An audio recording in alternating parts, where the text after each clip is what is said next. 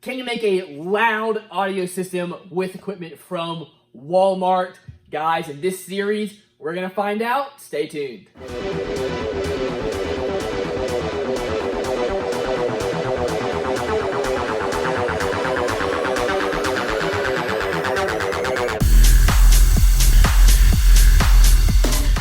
Real quick, guys, time to announce the next giveaway. At the end of this series, we are going to be giving away this CT Sounds 1400 watt amp. This thing is really, really nice, guys. So super excited to be shipping this out to one of y'all. And as a bonus, if we get to 60,000 subscribers on the channel by the end of this series, I'll be throwing in a $100 bill along with this guy as well. So guys, if you could please help me get to 60,000 subscribers, would be a huge, huge accomplishment for me. And hey, would love to ship this out with an extra $100. That is right, guys. We're going to do a couple part series here going over how loud we can make a system in my truck using only Walmart gear. Now, we're going to get into it. There's going to be a few rules here. First thing, I can't buy a box, at least not at my Walmart. So I did order a box, guys. So let's check that out real quick.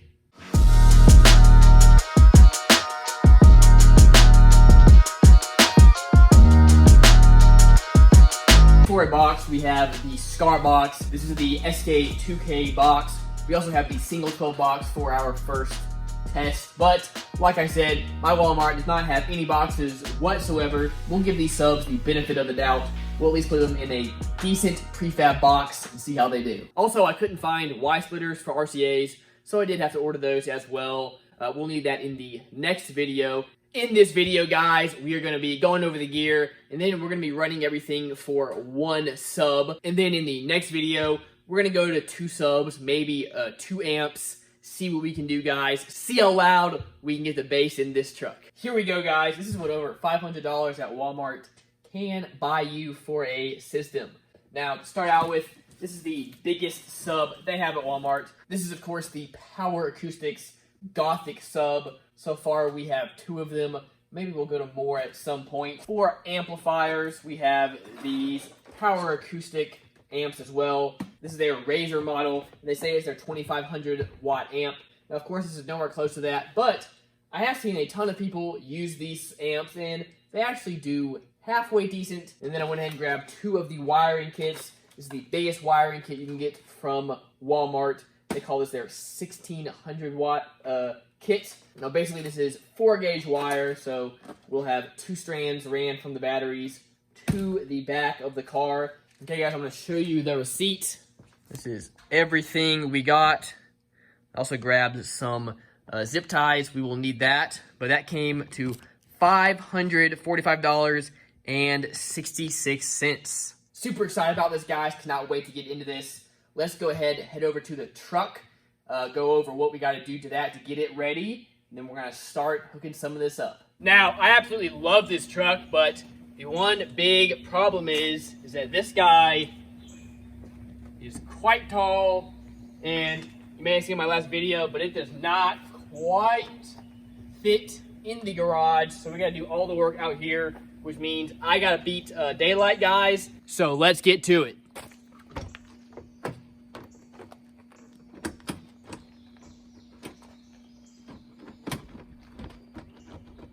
Problem number 2 is that all the wires are ran through this side. That's where it'll be easiest to run the wires, and that's where they have the previous wires ran, which we're going to be pulling out. And this door does not open, guys, so first we got to figure out how to get this door open before we can do anything.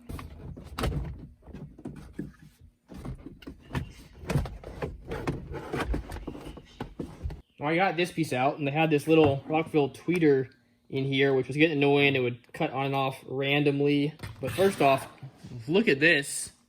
They cut the hole way too big. And then it's literally held on with electrical tape. What? Of course, that means now we have a hole right here, so maybe we'll have to put a different tweeter in there at some point. Or do something, but that is too bad, guys. So I found out what the problem was. Ended up being this little guy, the tab that holds it on, it broke. So I was able to just put a little zip tie right here, and that got it fixed. So at least that'll be a temporary fix for now. so we can open this guy up.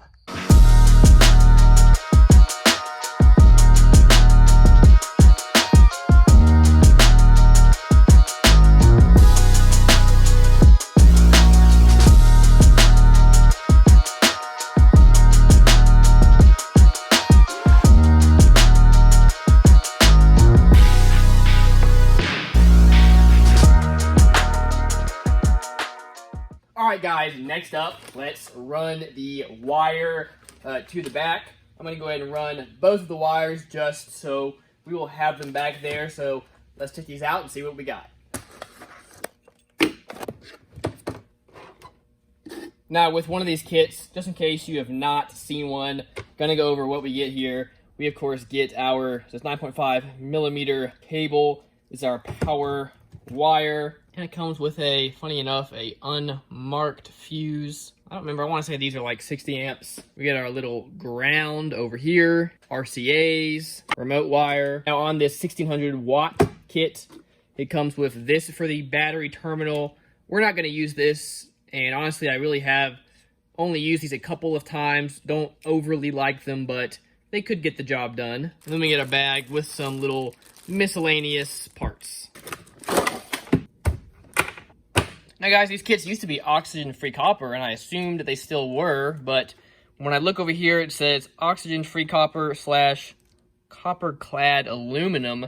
That's kind of weird. So I'm looking over here. Don't know how well it'll show up, guys, but that is not pure copper. Guys, that is a little bit of a bummer. Not going to make a huge difference here. Definitely not a noticeable difference for what we are doing, but hey, it is kind of a bummer. Again, in the past, these were oxygen-free copper, from what I had known, so too bad, but hey, this is what we got to work with, guys. Let's see what we can do. Now, since we are not using these guys, we got to do something else. I grabbed some of these copper lugs to put on here. Now, these are 2 gauge, so this is what they had, but 4 gauge would work as well for this wire, so all we got to do is cut this, slide these on, and we're going to use my little crimper to crimp them down.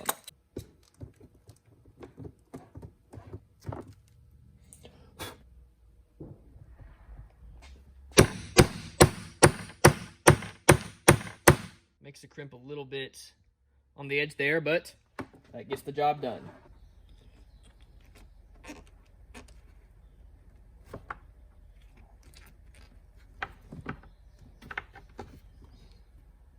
Okay, we're gonna run the wire through the firewall. So first thing I'm gonna do is pull out the fuses, just so we don't gotta worry about nothing shorting on anything when we're hooking this up to the battery.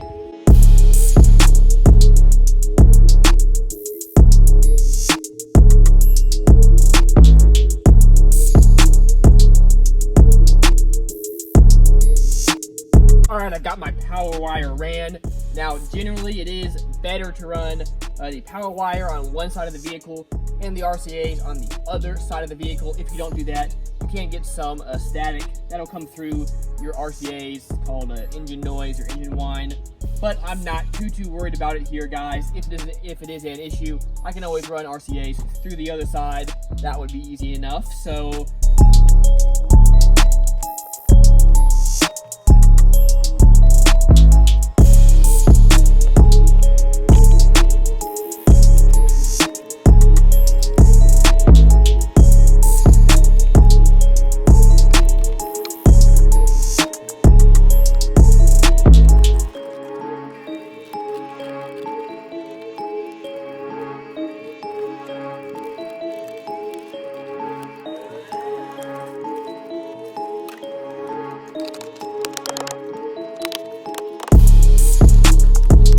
wires are all ran. They fit under here beautifully. Just all sat down nice and flush. That is always good. Nice, there's plenty of room in here. Now that all that is ran, guys, we can go ahead, hook up my ground, and then get one of the amps hooked up. And then it'll be time to bump. Now this is the original ground that they had used. You can see it's barely on there. Not a good ground at all. So let's go ahead and pull this up and see if this is a good place to ground it.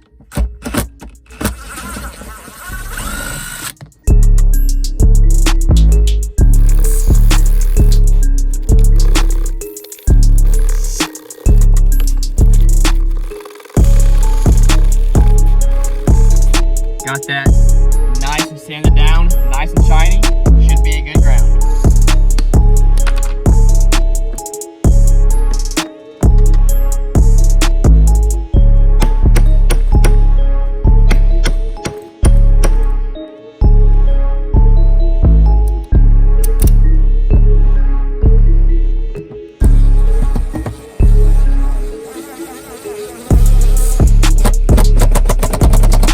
Well, I think we are ready to hook up this amp, guys, so let's open this thing up and see what we got. Of course, this thing says 2,500 watts max all over it. That being said, it does give an RMS power down here. It says 450 watts at 4 ohms and 650 watts at 2 ohms. We have our wire for our high-level inputs. It does come with a bass remote. It is the telephone cord style remote. Here it is, y'all. This thing is pretty small. We have two 25 amp fuses, so that would mean we should be good to around 500 watts, but probably not much more than that. You can see the power inputs actually are kind of small on this thing. We'll not be able to fit that 4-gauge wire in there. We'll have to shave it down a little bit to get it in there.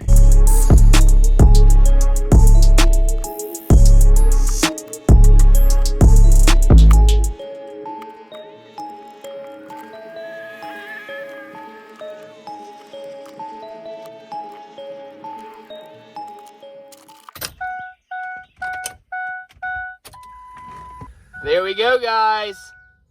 She is good to go. Let's make sure it turns off when the car's off. It does.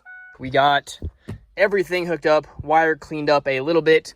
Of course, no point to really clean it up until we hook up the other amp. Now, what I am going to do eventually is put a piece of plywood down that we can screw all the amps to. But for now, I have this guy down here with some 3M adhesive to hold it down for now so it doesn't slide around, and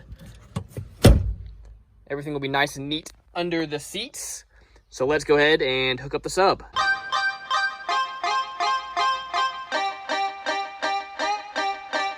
We'll take a real quick look up at this Power Acoustic Gothic sub. Now, this is the older style. There is a newer style that's been out for several years now, but for some reason this is still the style that you see at Walmart's, at least all the ones I've seen, but it is interesting. It is a dual, I think, 4 ohm subwoofer. Actually has a decently heavy motor back here. Of course, they're just stamped steel baskets. But hey, let's see what this guy can do.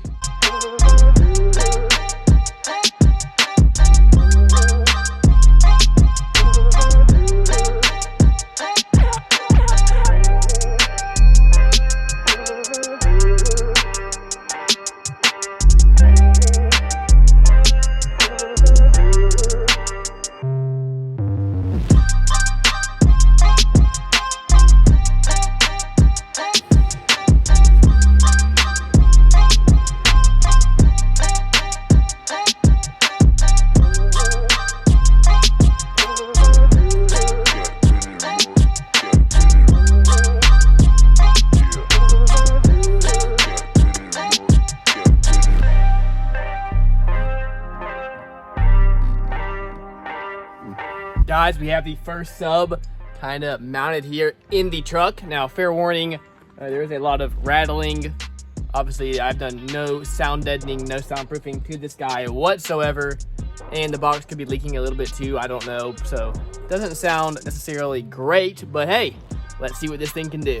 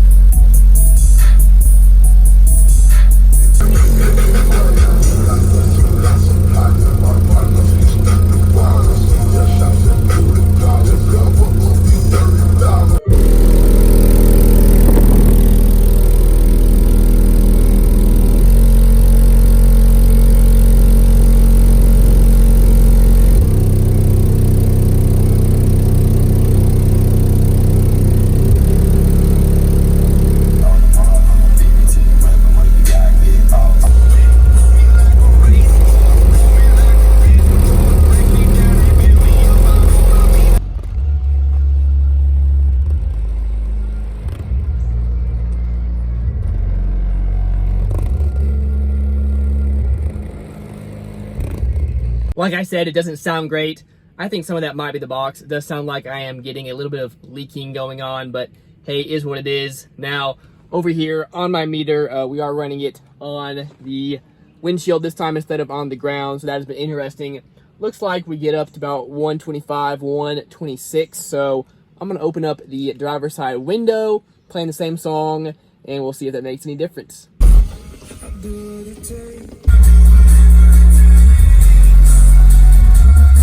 Okay, well, opening the window there, guys, we gained like 2 or 3 dB, so hey, not overly bad. Again, still nothing crazy on music. We're just getting up to 128 with the window open, so let's play some test tones through this thing, see what we can really get to.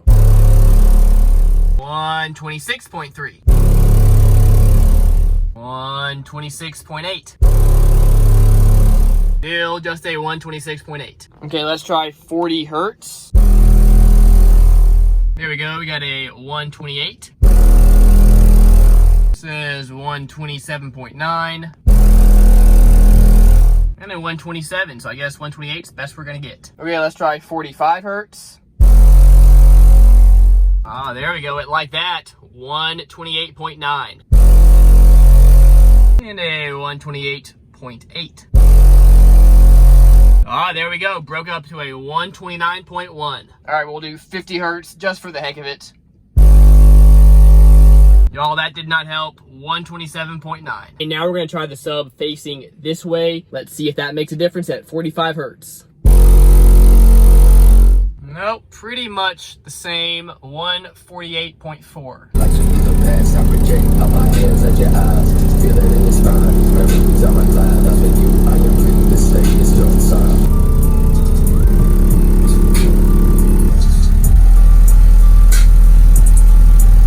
So even though technically didn't really seem to get louder, it actually does sound a little bit better facing this way, a little less rattles, and I think having the port facing towards me does just feel a little bit windier in here. I was able to get my phone to move around a little bit while it's sitting on this pad, which it wouldn't do at all at first. So hey, that does seem to help, at least just with the overall enjoyment of the system. Not a crazy score, but hey, for one very cheap Walmart 12 and a cheap amp, not at all bad. You gotta realize in my normal videos I'm doing with the other car, I have an 8,000 watt RMS amp, whereas this guy, I believe said it was 650 watts RMS, so much different. Next video, we're gonna be throwing in 2 12s in here, gonna run them off just through 1 amp, see if we get an increase with that, and if so, how much. Stay tuned for that, guys. Can't wait to see what it does. Well, guys, I appreciate y'all. Remember to stay tuned for the next giveaway, and that's gonna do it for this video, but please like, comment, and subscribe. All really helps out. All right, that's going to do it. Remember, as always,